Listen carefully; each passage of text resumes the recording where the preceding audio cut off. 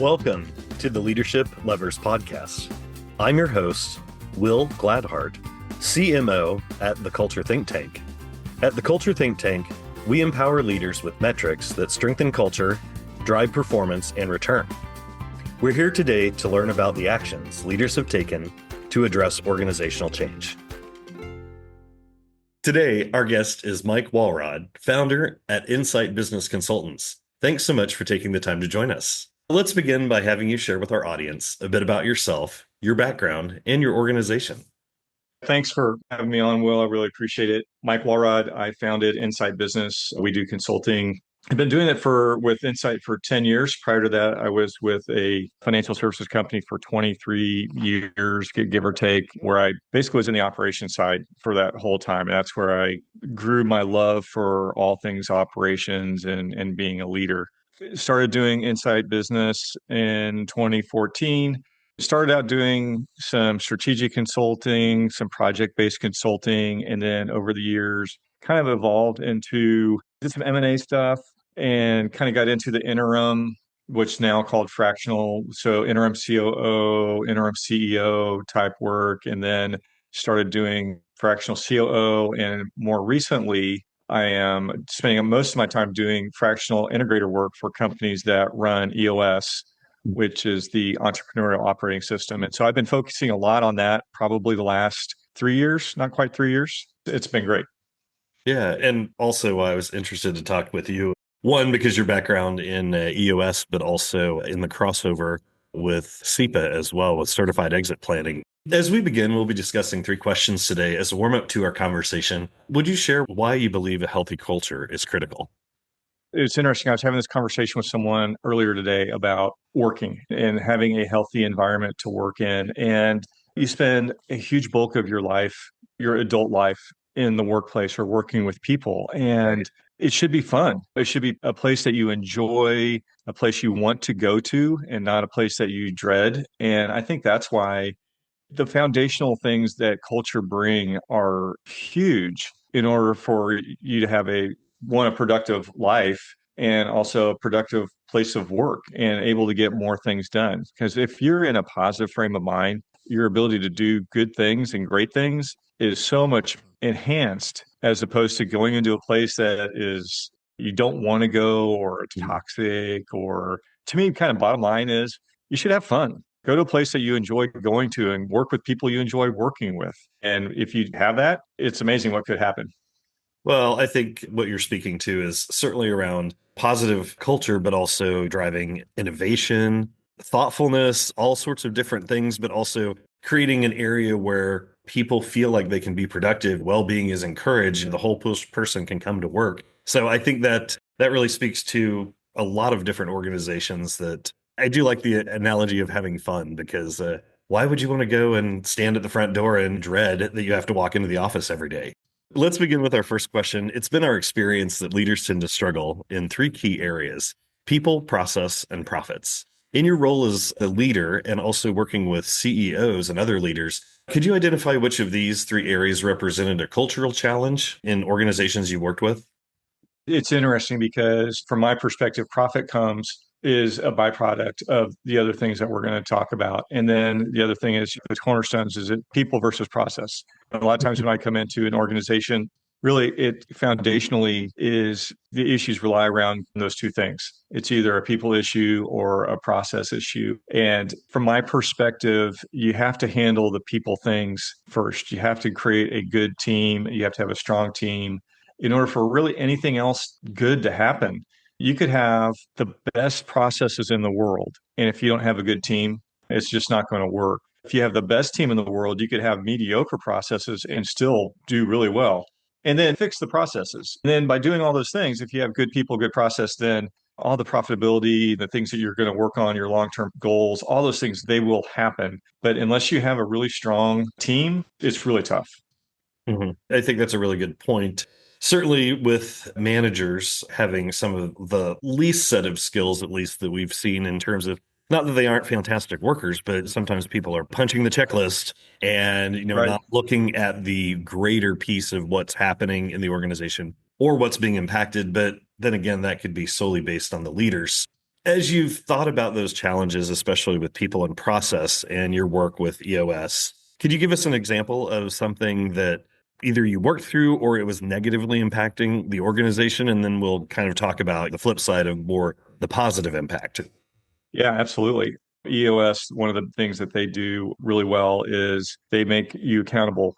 Everybody's accountable for each other. And you can't shove something under a rock and ignore it. You have to deal with it and in a positive and proactive way. And one of the things that they really work on is making sure that your team is good.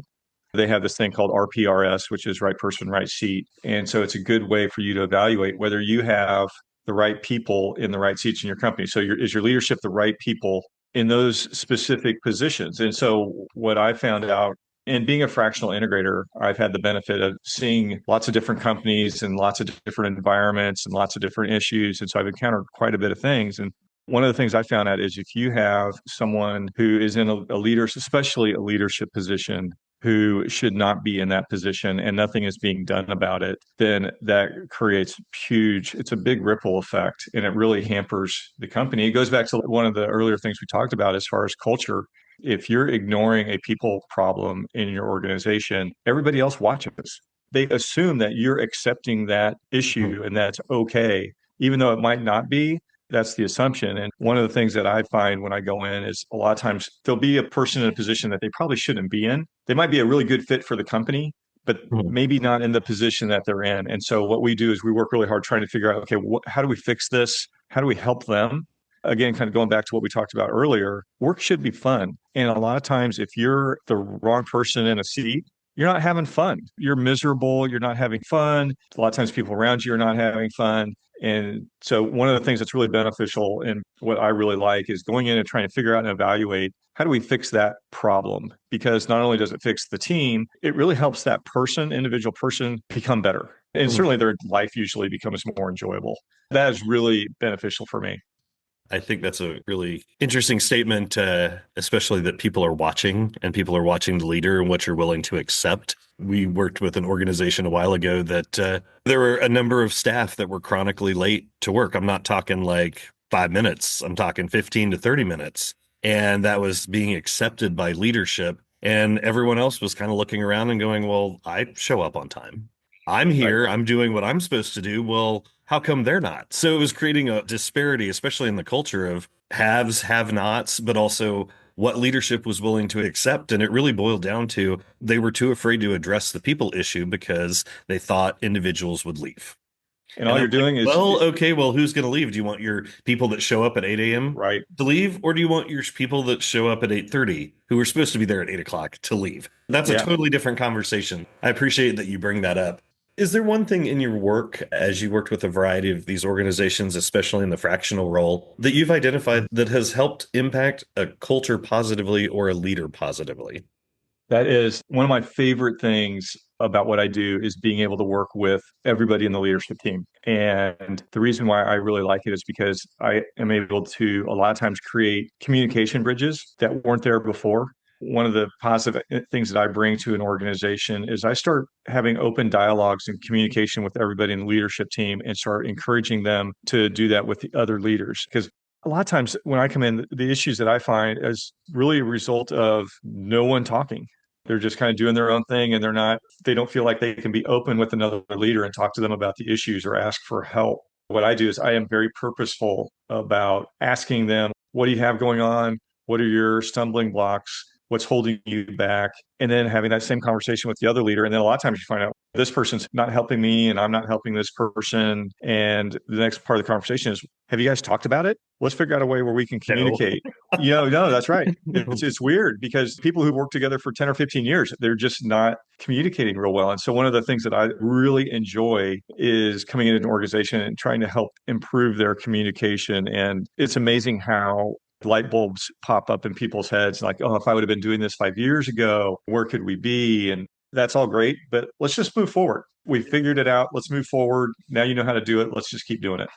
And I think there's a really important point for other leaders to think about is that communication aspect, but also the impact on other leaders and other people around you. Because if you're not effectively communicating in any situation, then things are happening, things are drifting. I'm sure you walked into many situations, like you said, where 5 years have passed and no light bulbs went on, but all of a sudden people are like, oh, well, Right. that was pretty simple, but we just didn't have the skill set or we didn't have a way to actually do it. So I think that facilitation, I mean, and I'm sure you've seen a major impact as organizations improve that communication, especially in the leadership suite, that's trickled down to all levels positively of the organization. Behavior is modeled. It is Hmm. absolutely modeled. You were mentioning about the people who are chronically late. If they understand that that's accepted and the bar is lowered, conversely, when communication improves and all these other things, they start modeling that. It's a good way to raise the bar back up if it's Right. been lowered before. So it's a nice. Yeah, that's a great point. I like that. As we wrap up today, is there anything else you'd like to share or any insights for other fellow leaders?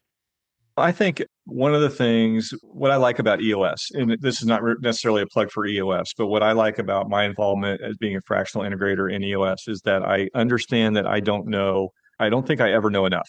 And so I continue to try and learn and work on my trade because there's periods of my time, like I've been in executive roles for 30 plus years. And at some points I'm like, I know as much as I need to know. And kind of like the last 3 or 4 years, I was like, you know what, I can always work to improve. And if I do that, it's more energizing. I appreciate things more. I'm more engaged. And so I think my message is it's up to us as leaders and even followers that we need to do what is right in order to improve our everyday lives, improve our skills, and even our soft skills, leadership skills. We should never be satisfied with where we're at.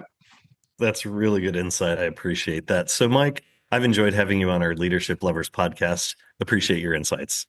Thank you so much. Thank you for joining us on the Leadership Lovers podcast. Find all our Leadership Lovers episodes on the Culture Think Tank website at www.theculturethinktank.com or listen on your favorite streaming platform. We'd love to hear from you about the challenges you have faced as a leader. Tune in weekly as we invite leaders to share their experiences in strengthening culture and performance, one action at a time.